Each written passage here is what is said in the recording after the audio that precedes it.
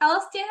Today we are talking about third P of marketing, sometimes called place, distribution channel at other times, but it's really all about the supply chain system or marketing channels.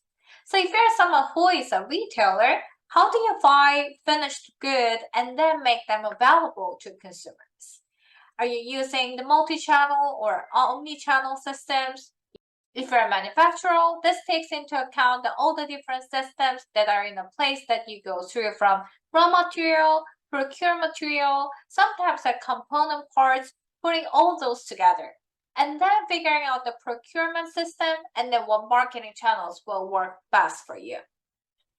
So keep in mind that if you do a great job of the supply chain management and the market channel selection, you can definitely create a competitive advantage or a point of difference with your consumers. So oftentimes when I have folks come to with a great idea and then they've got a great product idea and then they got something that sounds really interesting and then they might want to sell at the grocery and the packaged goods. And then, but I always ask them, where is the point of distribution going to be? So, if it's a health related item, you're going to sell it in the health club stores, right? Or spas. And the house, so you should think about how you distribute this. And then how are you gonna get the particular retailer to carry your products if it is a consumer's product? Also, oftentimes a lot of challenges with distribution. Maybe some of you have watched the Shark Tank.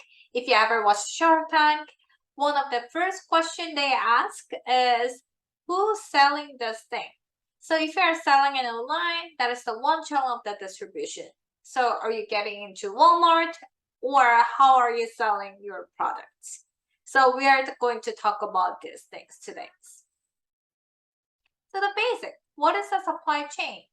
If you're looking at business, you're looking kind of like our 4Ps as a marketing mix, and place is related to the supply chain.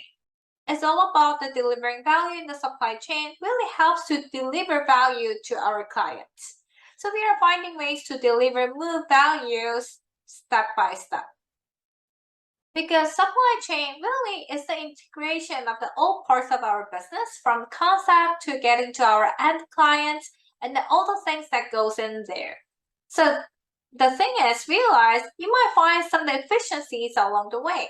You might find ways to become more effective in the different parts, where with the suppliers, your logistics, for your marketing channels. So there's all those kind of things.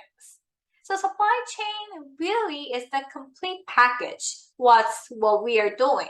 So that's why a lot of companies really look for the supply chain help to find inefficiencies. So that's why a lot of companies look for some help for their supply chain to find some inefficiencies. So the supply chain itself, which is a bunch of techniques and the forms used in order to integrate their manufacturing for the productions, their suppliers, their logistics firms, and the distribution center. And all these things we try to do the making it too much more efficient and effective throughout the supply chain.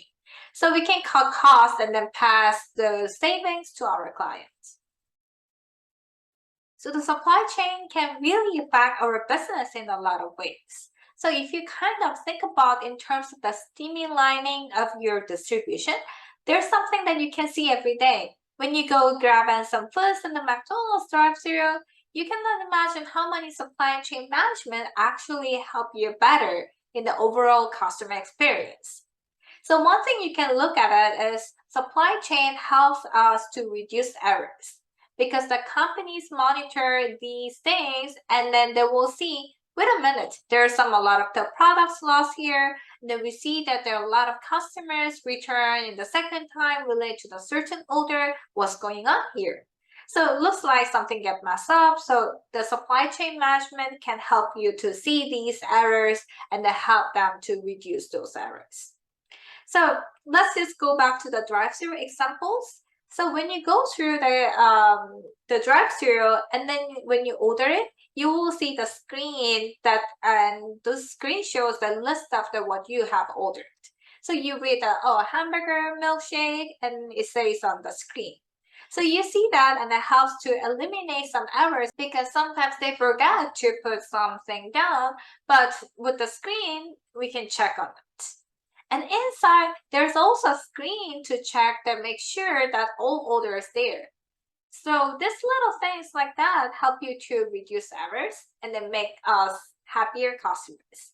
Because no one like that when they just get back onto the highway and then soon to realize, oh my God, they forgot my cheeseburger. So that happens sometimes. Another supply chain management help you with distribution is actually help you to faster filing of orders. Because with the supply chain management, we can achieve the somewhat the standardized ordering form. So no matter who's get the order, it will become on the same way, like name, address, quantity, delivering date. It's so simple. It's all set, and then when people are just switching around, I can still fill out my ordering form easier. So think about it. Why do we order from Amazon so much? Because we know how things goes. We know the where's the product information, how we can search the product, and then we know how we can put the cart, and then also there's the two options, buy now or add in cart, and then you can collect all your list and then buy it together. But when we go to the new website, another website, we have to learn again. So Amazon already got us to train in a certain way. So it got me to figure out to fill out the orders as quick as possible and then add the cart and then ship right away. Done. In addition, we are going to use supply chain management in order to help to reduce shipping errors. So the firms will be checking out to make sure that they put the stuff and then make sure that is what the actually the right quantity or the right stuff in there. So kind of 5 cases of the Coca-Cola going on this pallet. So they are checking those things. However, supply chain isn't just about the finding errors and then making more efficiencies, eliminating inefficiencies. It actually does some stuff for you as well. It also helps management make marketing decisions. So for example, if we come up with a new Angus burger, one of the things that the supply chain will do is actually help us to procure and then find the supplies we need in order to make this new Angus beef burger. That's so fantastic, right? So that's what they do. And another way they do is to help to figure out the best kind of the shipping way and the packaging way. So have you ever ordered something from the Amazon and then that you got email a couple weeks later and then they ask you, how does the packaging on this? Was it broken? Do we have the enough packaging stuff or bubble tape around it? So this kind of things. They want to learn from you and then they're trying to figure out these things out. So also there's a multiple shipping options that we can use. That's what Amazon has. You can get free shipping if you're at the Amazon Prime. Otherwise, you have to wait 5 or 7 days. And there's some people, they're just willing to pay more money for making the shipping quicker and like next day. But also there's other people just laid back, oh, I can wait just several more days. So the supply chain helps us to realize, look, there's a multiple shipping options we can offer, and then that's gonna be value to our clients. It all depends on what you're looking for. Another thing that where you can see the supply chain coming and working with our marketing decision is our distribution and the promotion program.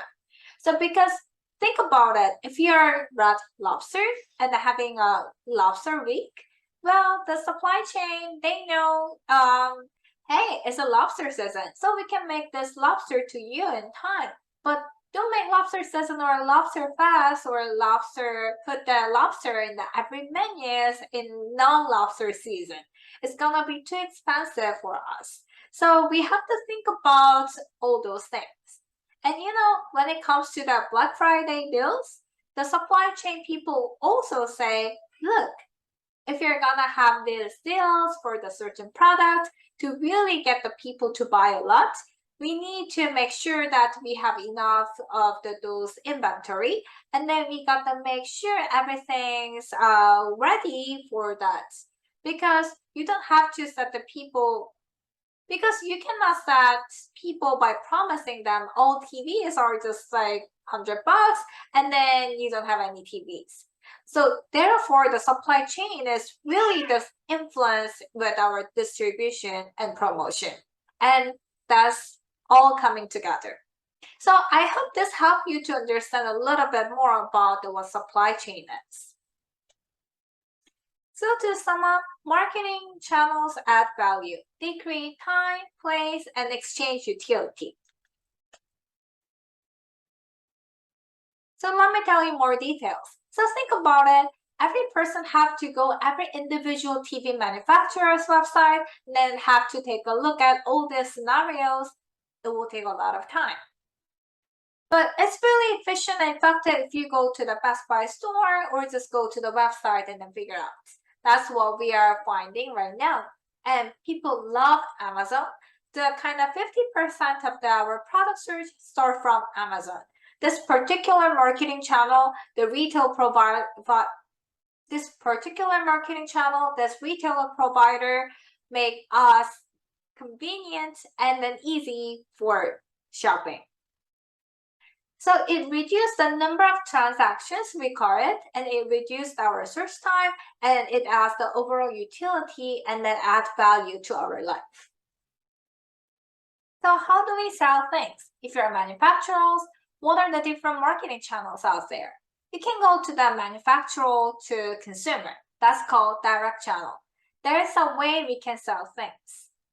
So this is one way we can sell things. So a marketing channel with that there's no intermediaries like Etsy or eBay, the manufacturers sell directly to the consumers. Another way we can sell things is through retailer. So if you're on Apple, you can direct consumers to your website, and you may also want to sell to. So if you're on Apple, you direct consumers to website, and you also may want to sell through Best Buy when people want to come out and touch and feel your products. And then if you're on Apple, you also want to be available in the regular, just general electronic stores that people buy things. And you may also want to be in the Target, so you can sell through retailers. So when you sell through retailers, you have to work out with the pricing with them. So you have to figure out what products are you going to give them to sell. And then maybe some products you just want to be only available in your own website. So this is another system that had one intermediaries, retailers. And retailer is essentially process selling to consumers. And then you may have two intermediaries. So you may sell it to wholesaler and then to retailer. So for example, we just talk about the example with the Apple products. So think about the small sellers like our bookstores. They have a good component of the Apple products, but they don't deal with the Apple directly. So they go to a wholesaler because they really have a very small quantity out there. So the large manufacturers like Apple will call them, and then you go to the wholesaler, then you go to the retailer. So retailers are those who sell the products to the consumers. Anybody who sells the stuff to you or me is a retailer. Amazon, Hotel Hyatt, H&M, they are all retailers. They sell stuff to consumers, and they usually take titles to goods, which means they own it.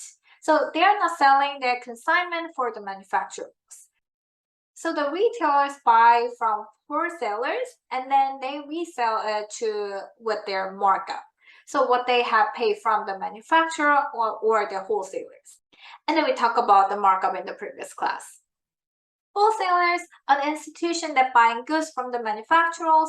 They title to goods, so they own the products, and then they usually source them as well. And then they resell those and then ships to the retailers. Costco, Sam's Clubs are the wholesaler clubs because the small business also buy from them.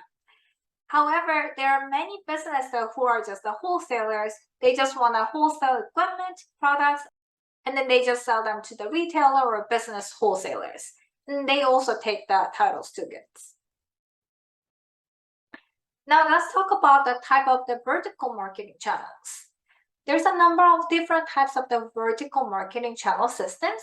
The traditional one that we can think of is called independent administered vertical marketing system, where the manufacturer sells the wholesalers or retailers and then have the power in the particular negotiation, normally driven by whoever has power in the structure.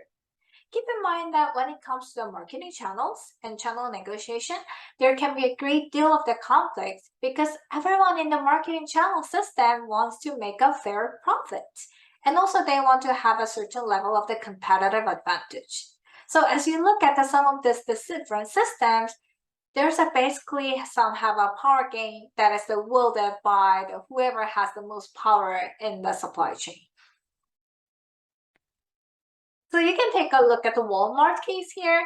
They have a huge amounts of the power and then they negotiate very aggressively. So they can use the reward power and then they can coerce people and say, hey, if you don't give me this, I'm not going to have that. So that's a lot of information and negotiations there. Then they have the certain levels of the legitimate power in the supply system. And then I introduced the different ways the power is utilized in your slides in the next slides. So please take a look at them. Remember, the business are utilizing powers in the channel negotiation, and there's often certain levels of the conflict. But independent and then administered vertical market systems are the ones that we think of that with the products that we buy today most often. And there's another contractual vertical marketing system. So when you think about franchising, when you have a contract with the McDonald's, they will pretty much say, here's that you can sell, period. And here's what's approved on the menu, and here's the street places you can buy stuff. So they have a very controlled and then contractual system because they need to do that to protect their brand. So those supply exist out there. Especially if someone is the franchisee of company, a lot of our kind of Marriott hotels are also franchises. So they have to deal with the restaurants in the somewhat very controlled by franchisor. So there are some car dealers and then bottlers when you think about these. This is a corporate vertical marketing system. So if you're a Nissan car dealer, you sell brand new Nissans. Also, same for Ford. But that's how the particular scenario works. So you're required to sell the number of the cars in that year, and then you take the new cars in the showroom floor and then work with to sell them. And with the bottler case, if you're someone is a bottler for the Coca-Cola products, you have to arrange them with Coke and how distributed and then when distributed. So there's a number of different types of the existing systems that are already established in a lot of different industries. Independent ones are the ones that moves the most freely. Now let's talk about channel conflict. There are channel conflict in a different level. That can be the horizontal level, which means that two retailers might be annoyed each other. And then there can be a vertical conflict. There's a conflict between the manufacturer and the retailer. And this conflict has been exacerbated with the private label. Manufacturers strive for the favorable arrangements in the distributions. Manufacturers want to be able to make the good profits from what they sell into the retailers. However, the retailer needs to have good margin and have a good customer traffic, so they need to make sure that they have a popular brands and then product. So the question here is where the power lies. So I talked about the power in the previous slides a little bit. So just where is the power lie and then how it is used. So let me give you an examples of the channel conflicts. Goodyear is a tire company that makes tires. And then they have the independent Goodyear retailers. And then also, and that is a franchise of the Goodyear. So they have a contractual marketing arrangement. Fabulous. But they will also want to be available their product not in just their retail store, but also they want to be available in the other retail stores such as AutoZone or Advanced Auto Parts. So they want to be available their tires in the Walmart and also a lot of the different areas like Costco's as well. So now people who have a contract with the Goodyear as a franchisee are a little frustrated. They're upset with the Goodyear franchisor company with the vertical conflict because between the manufacturer and the retailer who has the contractual agreement, you're making a tire and then make it available to everywhere. So if you're just the Goodyear retailer as a franchisee, then you are not the exclusive dealer anymore. So that's the problem now. So now this Goodyear retail store has the conflict even with the other tire retail store like the Advanced Auto Parts store. So this is the horizontal conflict here between the two retailers. So you have both vertical like manufacturer, franchisor, and then franchisee conflict, and then horizontal conflict between other retail stores in this scenario here. Another example here is that with the Dasani and the Aquafina out there. Dasani is a Coke product and then Aquafina is a Pepsi product. So a couple years ago, Coca-Cola is a really, really good at trying to the negotiation basically with the exclusive distribution. So they went to Kroger and then say, hey, how about you take out Aquafina and then just carry Dasani? You don't need to have all this water and you get your own private label water and then along with that. So just take out the Pepsi products and then carry ours. So Coke gave the Kroger a substantial level of the reward for doing that. And they utilized some of their reward power. And then keep in mind, there's some money, arrangements, so there's a deal going on around this distribution and the marketing channel selection area. So what am I carrying, what I'm putting on my shelf, there's all high level of the competitions among the supply chains and then players or the suppliers. So then the Kroger is saying, okay, we will take out the Pepsico water, Aquafina, and then just sell Dasani along with our private labels. The next day, the North American VP of PepsiCo contacted Kroger's and then said that if you will not sell our water, you cannot sell our chips, which basically leave all chips aisles in the whole empty. Because PepsiCo owns a lot of chips. PepsiCo owns Frito-Lay, and Frito-Lay owns about the 60% of the whole chip market. In Doritos, Tostitos, Cheetos, they are all the Frito-Lay products. So this is how power and then conflict exist. And it's the constant ongoing when it comes to supply chain negotiations. And if you get involved in the B2B selling, being someone who's a seller or just a job with the Goodyear tires like that, these organizations, just be aware of the negotiation and that you're contracting either with the manufacturer or a retailer or a wholesaler. There can be areas of the conflict of the interest. There's a lot of power exerted by the folks who has the most power in that supply chain system. Last one, technology in channel distribution. So we talk about how in the service area, technology has replaced tangible goods in a lot of areas. So therefore, it's disruptive channels.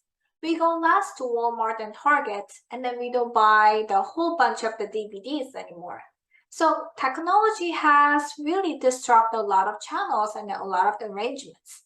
Amazon, just in general, is an online omni-channel of buying. They has really disrupted certain systems and in certain places. So people see that many retail areas are suffering. The most suffering area is the higher-end brand selection stores like department stores or supermarkets, because they really don't have the niche to play it.